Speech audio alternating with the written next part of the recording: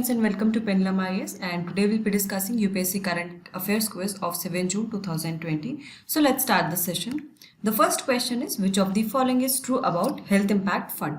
First, the Health Impact Fund aims to lower the cost of drugs and medical devices. Second, it delinks the drugs from the cost of research and development. The funding is based on the effect and the extent of registered drug. Fourth, after the drug is registered with the fund, the patent rights on the drugs are abolished. So you have to select the correct answer from the codes given below. 1, 2, 3 and 4, 1, 3 and 4, 1, 2 and 3, 2, 3 and 4. So the correct answer is option C, that is 1, 2 and 3 statement is true. Now let's see the explanation. Health Impact Fund, it is a proposed fund that aims to collect funding from states, charitable institutes, etc. and it aims to remunerate the cost of innovating a new drug, thus making the drug available at a lower cost. It aims to delink the cost of research and development from the overall cost of drugs, and the drug registered with the fund is agreed to be sold at a particular price. The funding is done based on the overall impact and the extent of the drug. The fund, it is a proposed fund, that is Health Impact Fund. So it is unclear if it can replace all the patent rights, though the objective is to act as an alternative to the patent system. Therefore, the correct answer is option C. Moving to the next question. Which of the following is true about the writ petition habeas corpus? The writ can be issued against the government and private individuals. It cannot be issued if the proceedings are related to the contempt of legislature. Both A and B and none of the above. So the correct answer is option C, that is both A and B. Habeas corpus means to have the body of. It is issued against illegal detention, and also it can be issued against both public and private individuals. It is not issued when the detention is lawful. The proceeding is for the contempt of legislature or court. Detention is by a contempt court, and if the detention is outside the jurisdiction of the court. So there are 4 conditions basically in which the habeas corpus cannot be issued, that is, detention is lawful, the proceeding is for contempt of legislature or court, detention is by a contempt court, and if the detention is outside the jurisdiction of the court. Moreover, Supreme Court can issue the writs under Article 32 of the Indian Constitution for the enforcement of fundamental rights only, while High Court can issue writs under Article 2 to 6 of the Constitution for the enforcement of fundamental rights and other purposes as well. Therefore, the correct answer is option C. And there are total 5 writs: habeas corpus, mandamus, writ of certiorari, prohibition and quo warranto. Moving to the next question. Sendhawas were the rulers associated with which part of India?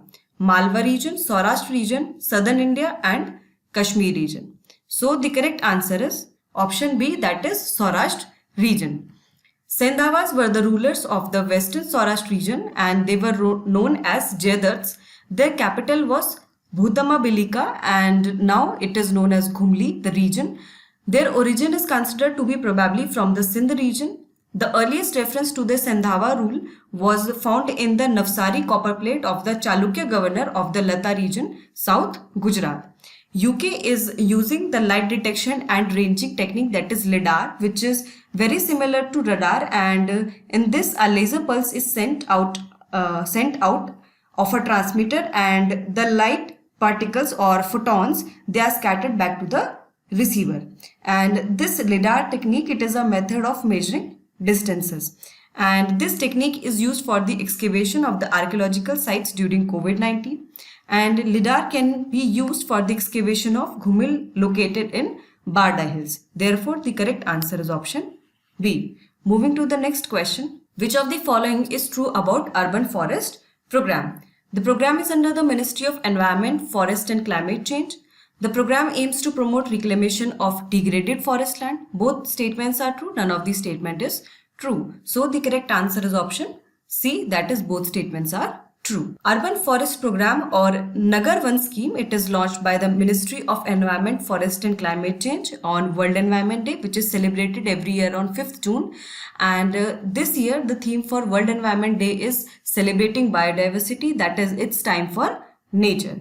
And it aims to develop urban forest in 200 corporations and cities of India in next 5 years.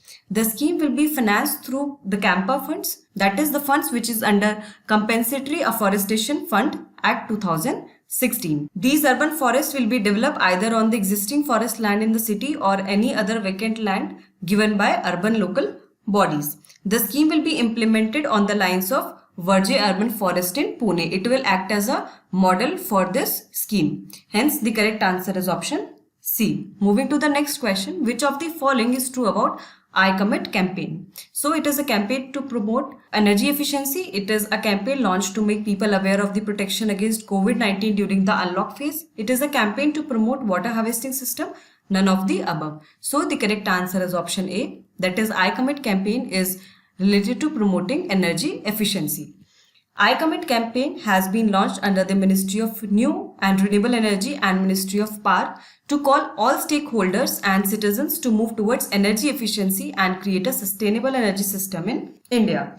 And as we know that more than 60% of India's electricity generation capacity comes from thermal power plants. So it is a need of the time that we need to shift to the renewable energy resources. Although the government is already focusing on these aspects like promoting solar energy, wind energy, hybrid energy, and not only in the field of electricity, in the field of power, but also in other fields as well, like promoting the vehicles, promoting fuels, renewable fuels for the vehicles. And this campaign will also bring all the stakeholders together, and it will help in achieving the Sustainable Development Goal 7, that is affordable and clean energy. Therefore, the correct answer is option A. Moving to the next question, which of the following is true about hydrogen fuel?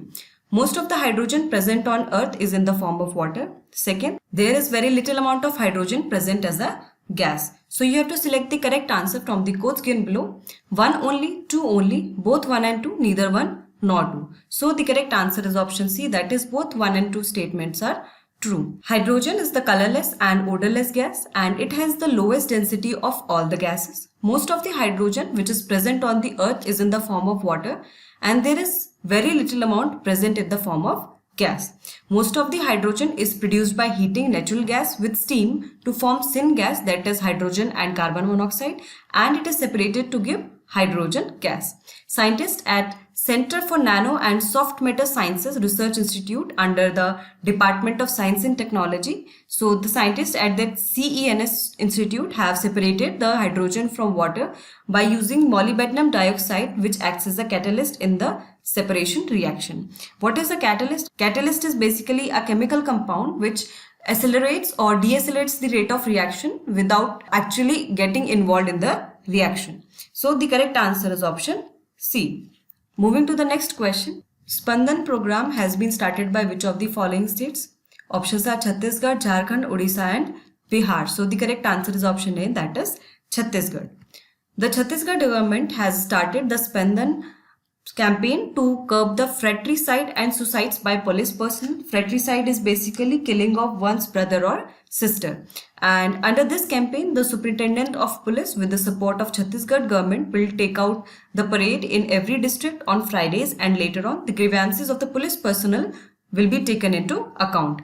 And this campaign has been started taking in view the condition which of suicide that are being done by police personnel in Chhattisgarh, especially in the last 2 years. In 2018, 22 police personnel committed suicide, and while in 2019, 26 police personnel committed suicide, which includes personnel of paramilitary forces also. So there is a need to understand the grievances, and there is a need to support them. There is a need to understand the situation of police personnel, because they are an important part of the national security, and the security of the police personnel is very important. So there is a need to understand that why such things are happening, why they are committing suicide, and what more can be done for them to basically solve their problems, or basically to help them out so that such things do not happen in future. So the correct answer is option A. So friends, here we have covered the daily current affair quiz of 7 June. I hope you like this session and you are following our daily current affair quiz every day. It will be very helpful for your upcoming exam. And Keep following us. Subscribe to our channel Pendulum IAS and do not forget to press the bell icon to receive notification. All the best. Thank you so much.